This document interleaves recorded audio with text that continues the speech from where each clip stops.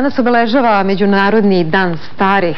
Jedan od načina konkretne pomoći najstarijoj populacije, koja je ujedno i među najugroženijima, jeste program Dobrota, u okviru kojeg se realizuju projekti namenjeni poboljšanju položaja i unapređenju kvaliteta života, a koji realizuju Državna lutrija Srbije i Balkanski fond za lokalne inicijative.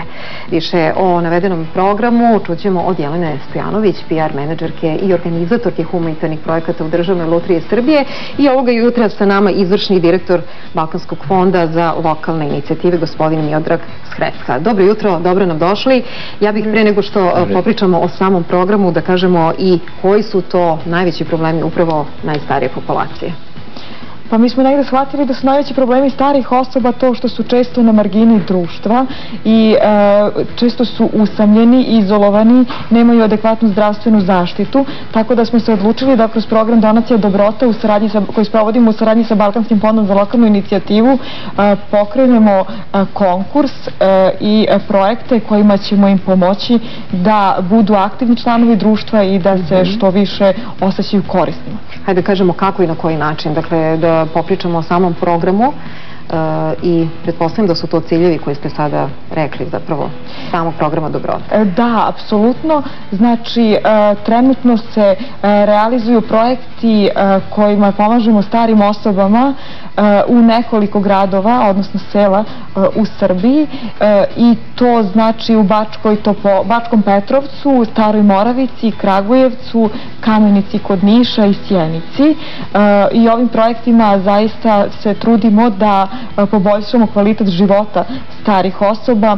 Bili smo u monitoringu i možemo da kažemo slobodno da su projekti opravdali sva naša očekivanja, kako očekivanja nas iz Lutrije i BCIF-a, tako i očekivanja starih, jer zaista su njihove potrebe velike i nekako kroz projekte i realizaciju svih ovih aktivnosti je uspjelo nešto barem da se promeni u tim malim sredinama. Hajde da kažemo šta se konkretno promenilo, kako uopšte ti programi funkcionišu. Da, pa zapravo to su vrlo interesantni programi koji su samo pomoći recimo starima.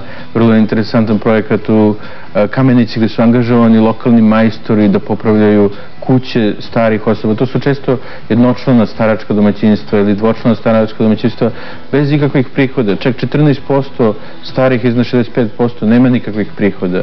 A mi danas po demografskoj strukturi, ako smo negdje slični sa razvijenim zemljama zapada, jesmo po demografskoj strukturi. Imamo jako puno starih osoba, preko 1 milion i više osoba preko... I to će rasti, ako se ne veramo. Apsolutno. I to je dobro, dakle, očekivani životni vek raste, dakle, da broj starih raste prirodno, broj mladih nažalost ne raste istim intenzitetom, to jeste problem, ali potrebni su sve više i više servisi koji pomažu stare. Ne samo servisi, kao što je Jelena rekla, dakle, oni zaista imaju velike probleme u ostvarivanju zdravstvene zaštite, pogotovo stari, nepokretni. Također vezano za socijalnu zaštitu, dakle, mnogi od njih zaista nemaju dovoljne prihode da se samostalno brine sami o sebi. Ali je također važna aktivacija, dakle, njihovo samoangažovanje. Koliko su spremni na samoangažovanje, koliko su spremni da se pokrenu? Znamo nekako kad se uljuljkamo, učaurimo, da nam je najteže upravo taj neki iskorak dalje. Veliki broj predloga projekata dolazi upravo udruženja penzionera, udruženja starih, naravno i lokalnih nevladnih organizacija, Crvenog krsta i neformalnih grupa. Mi ne insistiramo na tome da samo udruženja starih ili sama sebe pomažu, već upravo i na toj međugeneracijskoj povezanosti. Interesantan je projekat u Sjenici gdje zapravo mladi obučavaju stare kako da rade na internetu, kako da pristupe Facebooku, koriste Skype i na taj način se čuju sa nekima koji su možda iz njihove porodica otišli u svet. Svemu radi se na poboljšanju kvaliteta života, dakle u različitim segmentima, ne samo materijalnim, već i u svim onim ostalim.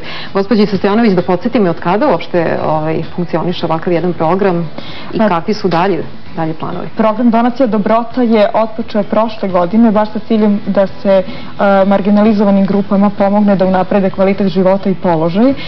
Kad je reč o starim osobama, trenutno je aktuelan drugi konkurs na koji se prijavila 91 organizacija i trenutno smo u fazi odabira najboljih projekata, tako da ćemo uskoro objaviti rezultate ovog konkursa i mogu da kažem da su stare osobe dosta senzibilisane, dosta nevladinih organizacija se prijavilo na konkurs sa različitim idejama, što govori o tome da ovo svakako nije promašena investicija. Koji projekti, tako reći, imaju prioritet?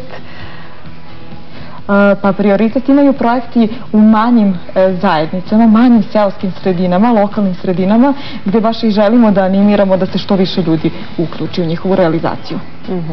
I da kažemo prosto, eto, vaše neke, kako se vama čini čitava ova i ne samo ideja, već i rezultati koji su... Ovo je jedan odličan primjer saradnje, zapravo i jedan od retkih, nažalost, društveno odgovorne kompanije, u ovom slučaju javnog preduzeća Državne lutrije Srbije i organizacije fonda ili Balkanskog fonda za lokalne inicijative, čija je misija zapravo aktiviranje zajednica, razvoj lokalnih zajednica, aktiviranje ljudi da sami sebi poboljšaju kvalitet života.